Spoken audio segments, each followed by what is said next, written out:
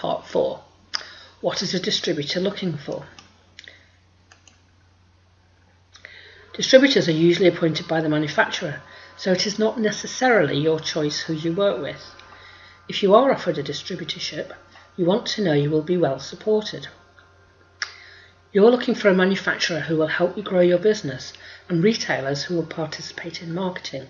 You want supply chain partners, both manufacturer and retailer, to work together to grow everyone's business.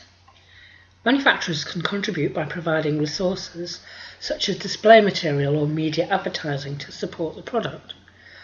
You're looking for products which sell easily and profitably, rather than ones which are hard to sell and provide small profit margins.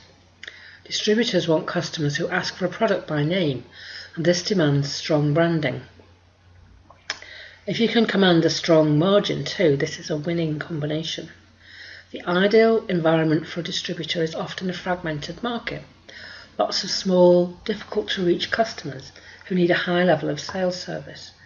You want to win business on sales with your stock of products enabling customers to have instant delivery. Define your strategy.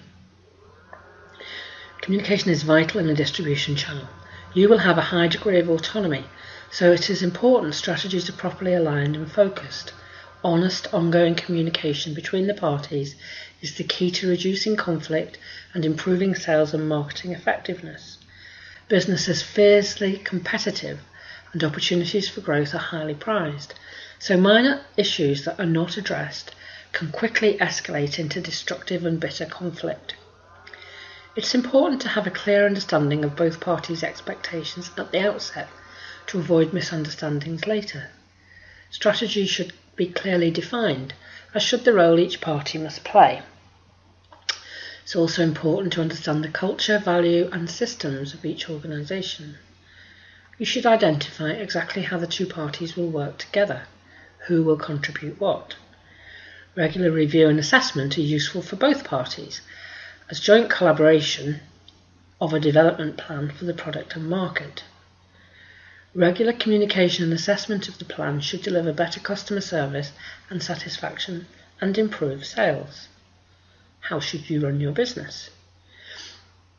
This very much depends on the type of business, sector, product, location, the usual business considerations. Some key factors to consider are inventory levels, size and cost of stock required and how quickly you can replenish stocks. Obviously, the shorter the lead time, the lower the stock holding you need. Perhaps you can hold raw materials or partially manufactured components to allow you to shorten the lead time without extending the risk. For example, if you're buying printed t-shirts, can you have the manufacturer hold completed t-shirts across the size range that just need to be printed using prepared papers in various prints?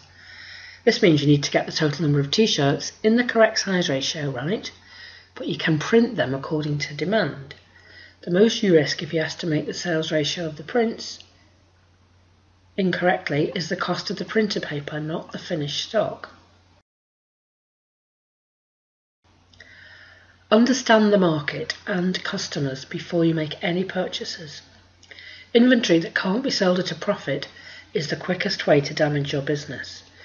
You need to devise a strategy that makes your operation efficient and turns stock around as quickly as possible. To estimate correctly, you need to know your market. Control your overheads. Keep costs as tight as you can at the outset and always. This is part of running an efficient operation. Any savings you make can avoid you running into cash flow problems, and if the business takes off, will increase your profits. Be wary of fads. Buying deeply into a fad or fashion product that will stop selling suddenly is a dangerous game. Don't invest in high levels of stock if the demand may suddenly drop off. Negotiate terms carefully. Try to negotiate terms that will allow you to sell the stock on before you have to pay for it. If you have 90 days to pay your supplier and your customers pay cash on delivery, perhaps you can clear the stock before you pay for it. That's it for our look at managing a distributorship. See you again soon.